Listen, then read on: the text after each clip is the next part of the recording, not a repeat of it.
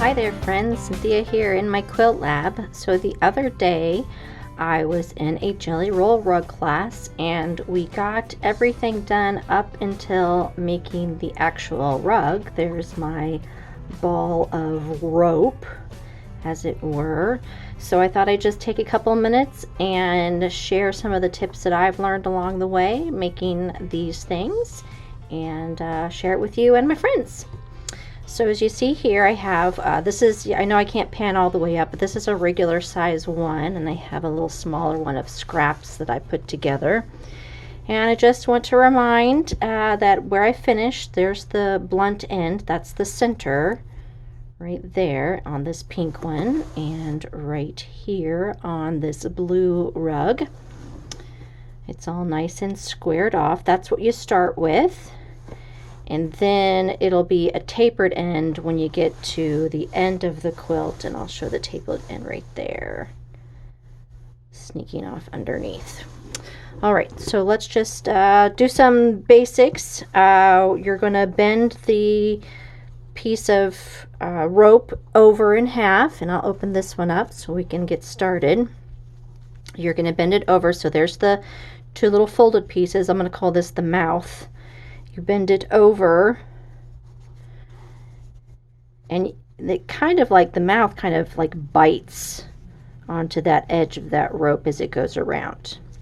So depending on how long you make this first section, whether you make it long like 12 to 20 inches, that'll make it more oval. If you make it shorter, it's going to be more circular in nature. So you can see that's a little more circular, the outside of it. So it really depends on if you want it to make it circular or rectangle as far as how long this is. I will say that the circular ones are a little tougher to do the first time around, only because, man, this thing takes a lot of manhandling. You're going to be pressing and pushing and messing with it. So if you're doing this for the first time, I do recommend doing the oval one instead of the circular one. But for camera purposes, I'll talk about the circular one. So I have about 3 inches. I fold it over. Again, there's the mouth. It's going to bite along the back of it. And we're always going to turn it counterclockwise. That way the quilt grows towards the left instead of towards the right, because on the right, that's where your arm of your sewing machine is, and you don't want it to pile up under there. So counterclockwise. You should have your jean needle in, or a denim needle, something nice and thick and big, because you're going through many layers of fabric and batting here. And you're gonna put your needle in, and you're gonna stitch backwards about 1 inch to that fold, and then you're gonna come forward to the tip of this.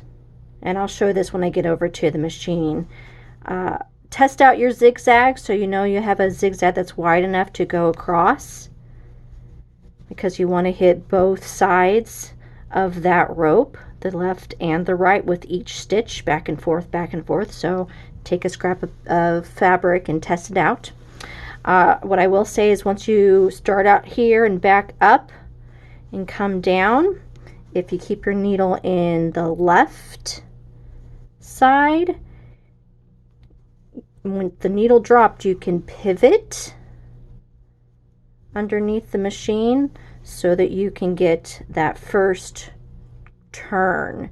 And this is the hardest part of the whole thing, is that first turn. In fact, I recommend coming down, doing a little back stitch right here before you turn the rope, doing the stitch down the blunt end, going back and coming forward. So you've gone over that 3 times to make sure it's really held in place, and doing the same thing when you get to the next corner. Drop that needle down on the left so you can pivot again, and so that you can get the next edge going down. And it's gonna lay kind of right inside of that little mouth, which is nice because you've worked so hard at putting your rope together. Once you get all the way around that first whole turn, once you've done a first whole turn, I really do recommend doing a back stitch, taking it out from underneath your machine and taking this to the iron and pressing it. Whether you're using best press or starch or flatter or any of the other starch-like items out there, you at least want to steam this because you want to keep this as flat as possible. You also want to make sure it's as flat as possible so it doesn't start curving in when you get to the bigger outside areas. So let me just show this quilt so you can see that I did just what I talked about. I started right here, I backed up, and then I came all the way down to the end where I did a little couple of stitches, did the end, backed up a little bit, turned the corner, backed up a little bit, stitched it around, and then I took it out and pressed it. The key to getting this guy flat is pressing it. In fact, I recommend every turn or two you taking it out from underneath your machine and you take it to your iron with full steam blast and press it. Press, press, press. That's the key to getting this thing flat. All right, so now that I've talked through it, I'm going to move my camera over to my machine and you can watch me go through the process myself with my itty bitty ball of rope. All right, let's get stitching. All right, here we are in front of my machine. This is a new camera angle for me, so hopefully this is clear and easy for you to see. I just want to talk a little bit about the machine real quick. I have it set up to do my zigzag stitch, and you can see here I have tested out my zigzag to get it the length that I want it. I'm using orange thread. I'm not sure if you can see that really well, but I'm hoping it'll show up on the quilt a little bit better. Something to mention about the thread, pick something that you know you're going to be happy with seeing. This is just some practice fabric, so I don't care what thread I'm using, but be sure you pick something that you know you're comfortable with looking at because you're going to see your thread. It's not hidden away like most quilts are. Test out your zigzag.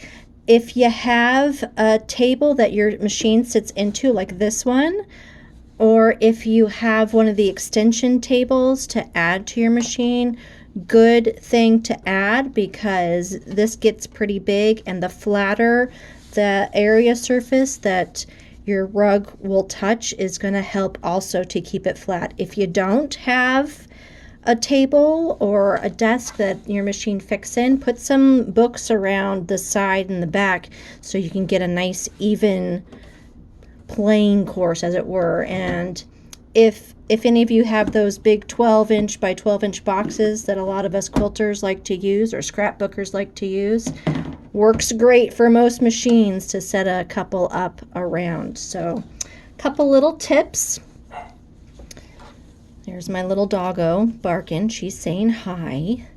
So just like I mentioned, I'm going to fold it over with the mouth part. I'm calling this the mouth, and I'll call that the spine. I'm doing a circle rug, so I've picked about 3 inches or so. Yep, about 3 inches. I'm folding it in half towards the right so that it'll turn counterclockwise. And then we sit it under the needle.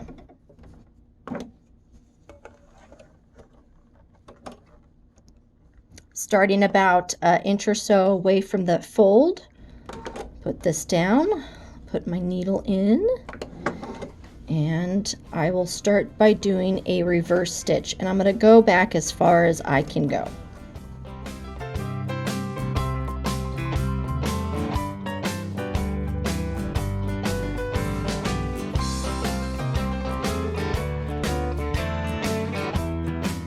Now that I'm back as far as I can go, I can bring it forward.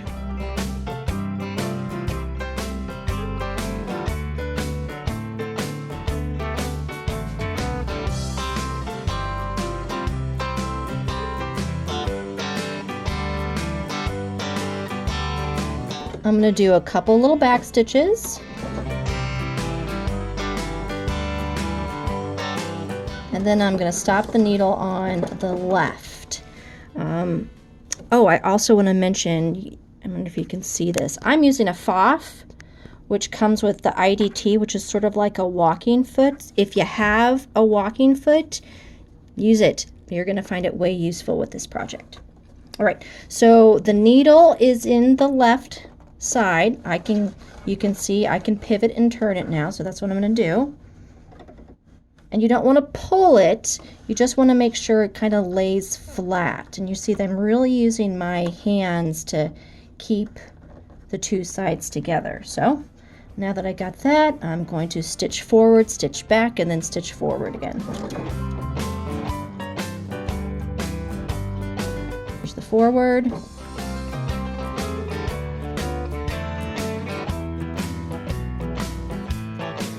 There's the back.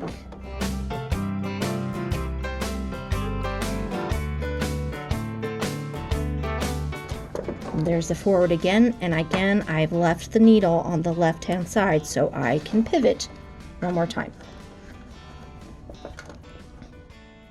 You can see me using my fingers to making sure that the mouth grabs on, and I'm going to do the exact same thing. I'm not pulling this down, I'm just making sure it lays nice and square along that edge for right now. All right, I'm going to do a little front and back, and then I'm going to come down.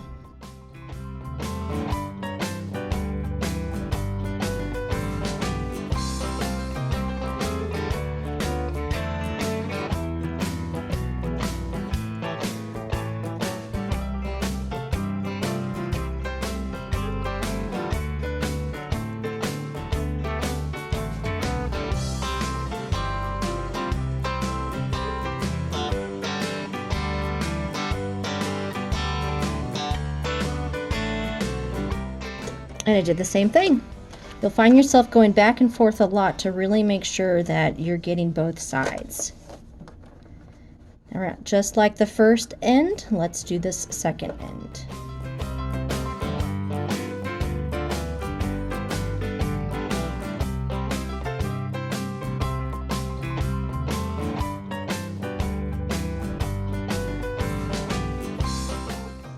And my thread just broke.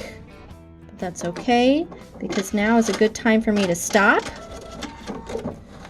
take this to the machine, to my iron, excuse me, and give it a nice firm press.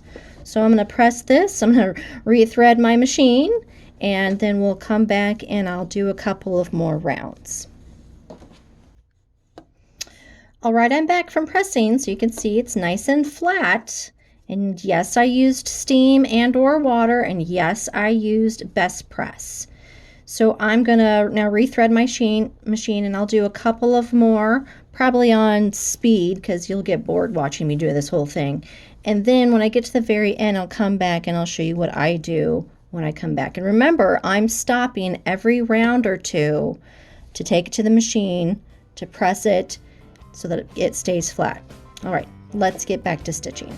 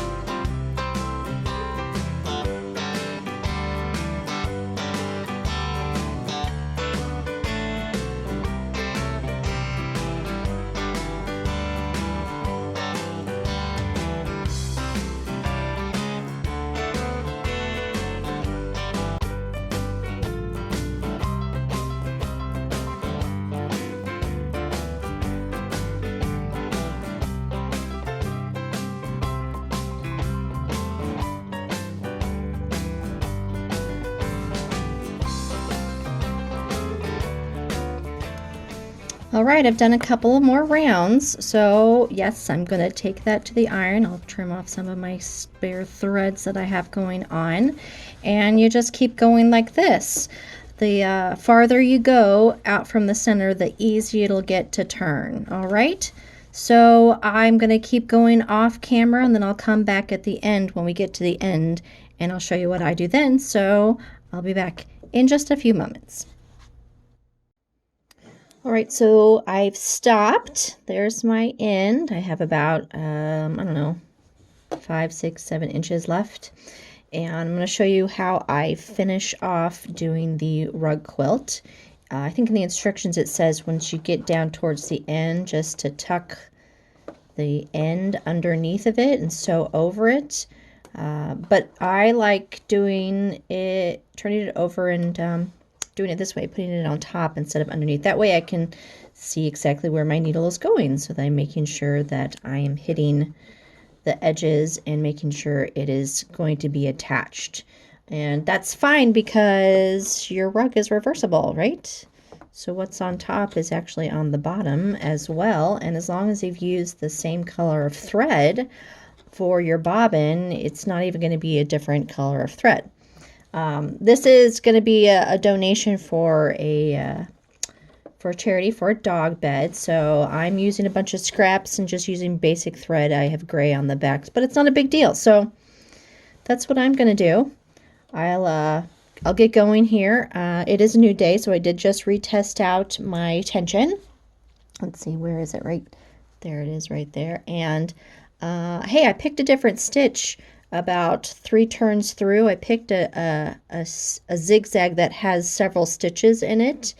I saw somebody doing that once, and I thought that was a really cool idea. So I've done this, several different stitches, and I've tested it out. So, yep, enough talking. Let's get sewing.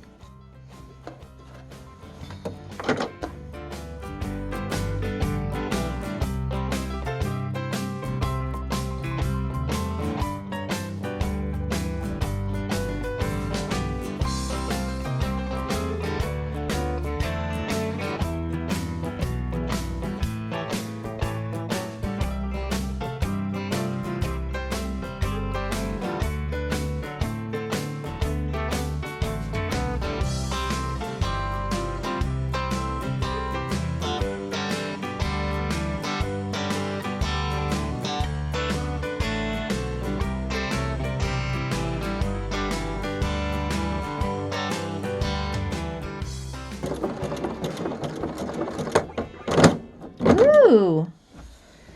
And that's why we use a bigger jean needle. I kind of thought that might happen because I have a really thick. This is actually 3 times what it is. So, hey, I got through it though. I only broke the needle right at the end. And that's because, I'll show you, see if I can get a little close up. See that right there? That's actually selvage. That's where it broke the needle, right on that selvage part. And that's why we trim the selvage off. So, note to self, trim your selvages before you put them in your quilt or your jelly roll rug. But that'll give you a good idea of what I end up doing. And then I just turn it over and I let this be the top with that cute little tuck right underneath. All right, so that's a little jelly roll rug, complete with mistakes as well. So I hope you enjoy this. If you learned something, or at least learned what not to do, give me a thumbs up, subscribe below, and I'll see you guys next time in my quilt lab. See you later. Bye.